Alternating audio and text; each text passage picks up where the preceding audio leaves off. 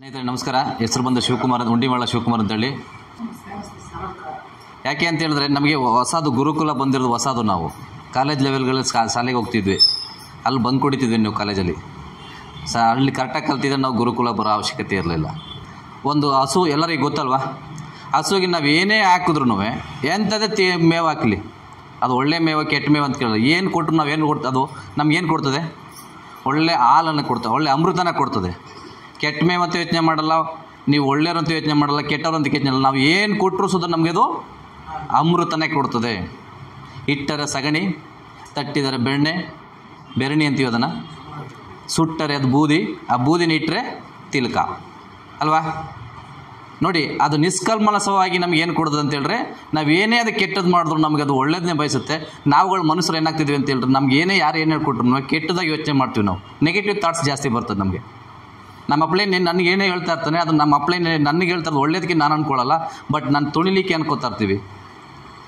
But ಯಾವುದೇ ಒಂದು ಅಪ್ಲೈನ್ಗಳಾಗ್ಬೋದು ಅಥವಾ ಯಾವುದೇ ಒಂದು ಗೈಡೆನ್ಸ್, ಗೈಡೆನ್ಸ್ ಕೊಡುವಾಗ ನಾವು ಒಳ್ಳೇದಕ್ಕೆ ತೊಗೊಳ್ಬೇಕು. ನೆಗೆಟಿವ್ ಯೋಚನೆ ಮಾಡೋದು ಬೇಡ. ಇನ್ಮೇಲೆ ನಾನು ಇಲ್ಲಿ ಬಂದು ಕಲ್ತಿದ್ದು ಕೇಳ್ತಾ ಇರೋದು, ಅದನ್ನು ಯಾರೋ ಒಂದು ಹೇಳ್ತಾರೆ ಅಂತ ಹೇಳಿದ್ರೆ ನಾವು ಅದನ್ನು ಪಾಸಿಟಿವ್ ಥಿಂಕ್ ಮಾಡೋಣ. ಫಸ್ಟು ಮೊದಲು ಸ್ಪೀಕ್ ಮಾಡ್ಕೊಳ್ಳೋಣ, ಕೇಳಿಸ್ಕೊಳ್ಳೋಣ.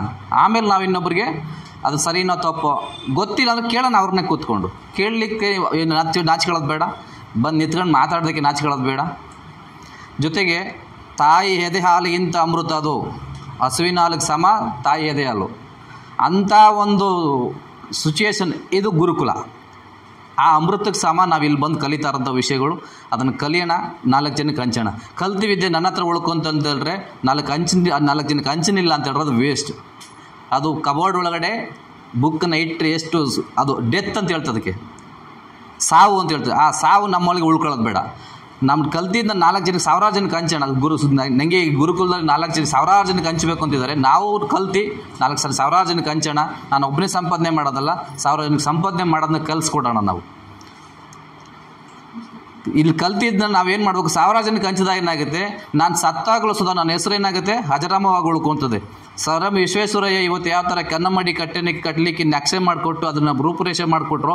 ಇವತ್ತು ಸರ್ ಎಂ ವಿಶ್ವೇಶ್ವರಯ್ಯ ಸರ್ ಇಲ್ಲ ಅಂತ ಹೇಳಿದ್ರು. ಇವತ್ತು ಇಡೀ ಮಾನವ ಕುಲ ಎಲ್ಲಿ ತನಕ ಇರ್ತೀವಿ ನಾವು, ಅಲ್ಲಿ ತನಕ ಡ್ಯಾಮ್ ಇದ್ದೇ ಇರ್ತದೆ. ಅಲ್ಲಿ ತನಕ ಕಾವೇರಿ ನದಿ ಹರಿತಾ ಇರ್ತದೆ. ಆ ಕಾವೇರಿ ನದಿ ಯಾರೆಲ್ಲ ನೀರೆಲ್ಲ ಕುಡಿತಾ ಇರ್ತೀವಿ ಅವರೆಲ್ಲರೂ ಸರ್ ಎಂ ವಿಶ್ವೇಶ್ವರಯ್ಯ ಸರ್ ಅವ್ರನ್ನ ಹೆಸರು ಹೇಳ್ತಾ ಇರ್ತಾರೆ. ಬ್ಲೂ ಪ್ರಿಂಟ್ ಅವ್ರದ್ದು. ಆ ಬ್ಲೂ ಪ್ರಿಂಟ್ ಇಲ್ಲಿ ನಮ್ಗೆ ಗುರುಕುಲ ಸಿಗ್ತಾ ಇದೆ. Okay, thank you so much. Business ಜ್ಞಾನ ಭಂಡಾರದಲ್ಲಿ 3 ಪುಸ್ತಕ ಇರುತ್ತೆ. 3 ಪುಸ್ತಕ ಸೇರಿ ತುಂಬಾ ಕಡಿಮೆ ಬೆಲೆಗೆ, ಅಂದ್ರೆ ಪ್ರಿಂಟಿಂಗ್, GST ಮತ್ತೆ ಸರ್ವಿಸ್ ಕೊರಿಯರ್ ಚಾರ್ಜಸ್ ಬಿಟ್ರೆ ಮತ್ತೇನು ತಗೊಂತ ಇಲ್ಲ. ಟೀಮ್ ಕಟ್ಟೋದು ಹೇಗೆ, ಕಡಿಮೆ ಸಮಯದಲ್ಲಿ ಹಣ ಹೇಗೆ ಗಳಿಸಬಹುದು. ಸೊ ತುಂಬಾ ಜನ ಪುಸ್ತಕ ತಗೊಂತಿದ್ದಾರೆ. ತುಂಬಾ ಕಡಿಮೆ ಸ್ಟಾಕ್ ಅವೈಲೇಬಲ್ ಇದೆ. ಆದಷ್ಟು ಜಲ್ದಿ ತೆಗೆದುಕೊಳ್ಳಿ. ಹಾಗಾಗಿ ಅಂಬೇಡ್ಕರ್ ಅವರು ಒಂದು ಮಾತು ಹೇಳಿದ್ದಾರೆ, ಯಾರು ಶಿಕ್ಷಣವನ್ನು ಪಡಿತಾರೆ ಅವರು ಹುಲಿಯ ತರ ಗರ್ಜನೆ ಮಾಡಬಹುದು ಅಂತ. ಹಾಗೆ ನಾನು ಕೂಡ ಹೇಳ್ತೀನಿ, ನೆಟ್ವರ್ಕ್ ಮಾರ್ಕೆಟಿಂಗ್ ಅಲ್ಲಿ ಯಾರು ಜ್ಞಾನವನ್ನು ಪಡಿತಾರೋ ನೆಟ್ವರ್ಕ್ ಮಾರ್ಕೆಟಿಂಗ್ ಅವರು ನೆಟ್ವರ್ಕ್ ಮಾರ್ಕೆಟ್ ಅಲ್ಲಿ ಹುಲಿ ತರ ಗರ್ಜನೆ ಮಾಡಬೇಕು ಅಂತ ಹೇಳಿದ್ರೆ ಈ MLM ಬಿಸ್ನೆಸ್ ಜ್ಞಾನ ಭಂಡಾರ ಪುಸ್ತಕನ ಇವತ್ತೇ ಖರೀದಿ ಮಾಡಿ. ಸೊ 97393139 ಈ ನಂಬರ್ಗೆ ಕಾಲ್ ಮಾಡಿ. ನಾನು ನಿಮಗೆ ಹೇಗೆ ತಗೋಬೇಕು ಅಂತ ಹೇಳ್ತೀನಿ. ಫ್ರೀ ಹೋಮ್ ಡೆಲಿವರಿನೂ ಇರುತ್ತೆ. ಸೊ ಇದನ್ನ ಮೊದಲು ಫೈನ್ ಸ್ನೇಹಿತರೆ, ಇನ್ನು ಹೊರಡ್ತೀನಿ ನಾನು. ಮತ್ತೆ ಹೊಸ ವಿಡಿಯೋ ಜೊತೆ ಬರ್ತೀನಿ. ಸಬ್ಸ್ಕ್ರೈಬ್ ಮಾಡೋದು, ಲೈಕ್ ಮಾಡೋದು, ಲಿಂಕ್ ನ ಶೇರ್ ಮಾಡೋದು ದಯವಿಟ್ಟು ಮರಿಬೇಡಿ. ಮತ್ತೆ ಆಲ್ ದ ಬೆಸ್ಟ್. ಮತ್ತೇನಾದ್ರೂ ಇದ್ರೆ ನನ್ನ ಜೊತೆ ಪರ್ಸನಲ್ ಟಚ್ ಇರಿ. Love you, take care, bye.